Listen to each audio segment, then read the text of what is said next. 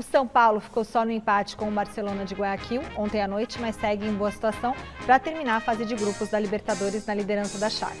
O José Paes conta melhor essa história pra gente.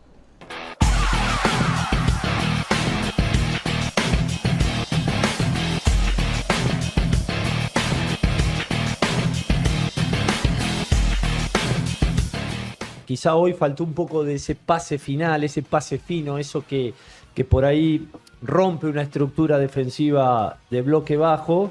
Nos faltou um pouquinho isso.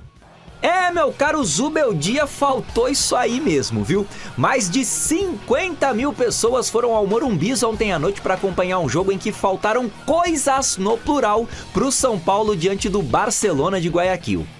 Sem o Bobadilla e sem o Rodrigo Nestor poupados, mas com uma equipe super ofensiva, o tricolor dos titulares Michel Araújo, Galopo e Ferreirinha começou a partida levando muito perigo pro gol do Barcelona.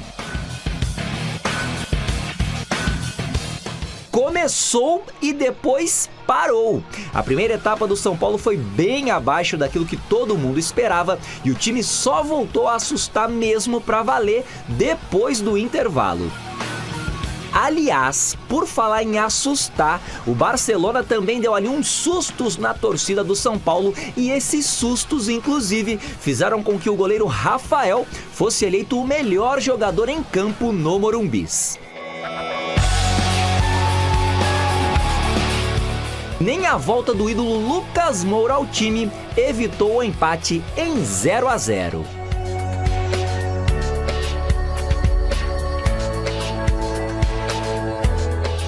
Acho que o time tem jogado muito bem, né, invicto ainda com o Zubeldia. Aproveitar esse momento, aproveitar essa sequência para a gente conseguir os nossos objetivos, né, na temporada. Apesar desse resultado, aqui no Morumbi, o São Paulo segue dependendo apenas de si para terminar a primeira fase na liderança do Grupo B da Copa Libertadores da América. Isso porque o tricolor recebe no próximo dia 29, também aqui no Morumbi, o Talleres da Argentina, precisando apenas de uma vitória simples para encerrar a primeira fase na liderança do Grupo B. Copa Libertadores o Copa Sudamericana es un proceso donde vos te vas enfrentando con distintos equipos. Yo creo que nos va a servir mucho para el proceso de lo que viene en Copa Libertadores. No tengo dudas de eso.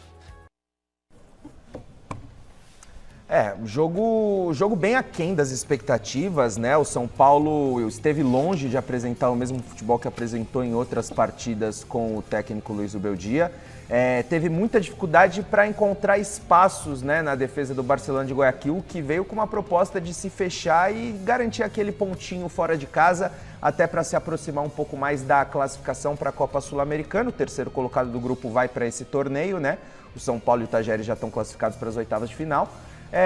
Mas como o Zubeldia disse na coletiva, eu até concordo, esse jogo pode ser um aprendizado para a equipe, já visando também as oitavas de final, o mata-mata da Libertadores, onde não há margem de erro. De fato, São Paulo, se tiver que se dar o luxo de não vencer ou de jogar mal, que seja agora com a classificação já assegurada, porque depois o time, de uma maneira ou de outra, tem que encontrar a vitória e as classificações nas próximas fases do torneio, que é a grande prioridade do São Paulo para a atual temporada.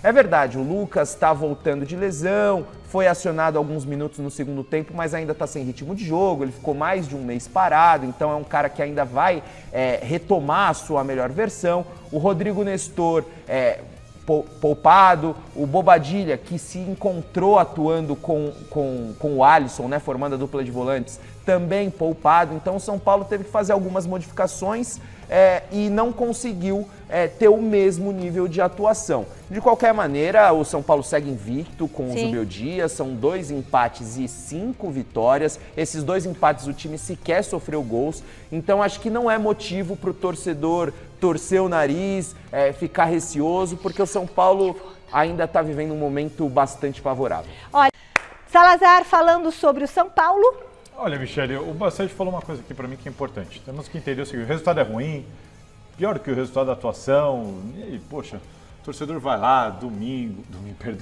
num dia à noite, né, numa quinta-feira à noite, fria, em São Paulo, jogo chato, jogo que não engrena, jogo que não tem muita alternância, oportunidade de gol. Então, assim, é chato. Acaba o jogo, aquela coisa, né? Apito final, um olha pra cara do outro e fala, putz, parece, né, que você perdeu um tempo, vamos embora, paciência.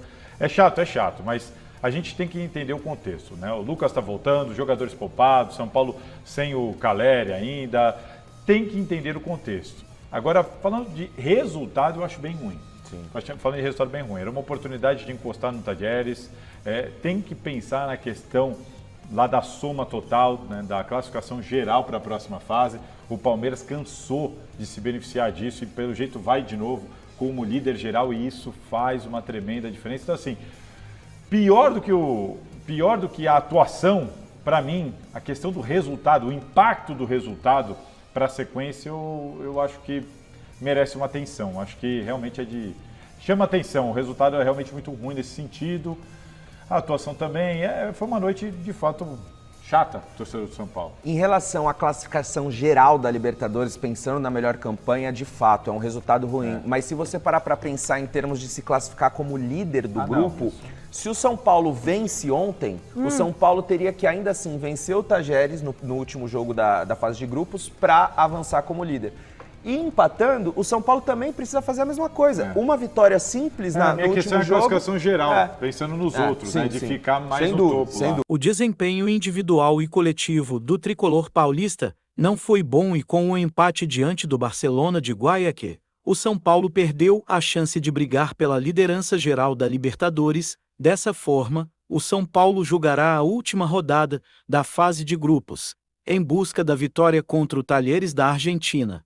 Só a vitória interessa para o São Paulo se classificar em primeiro do Grupo B e ter a vantagem de decidir no Morumbi, nas oitavas de final da Libertadores. Essas foram as informações de hoje do São Paulo. Se você gostou, deixe seu like no vídeo e inscreva no canal Cortes do São Paulo.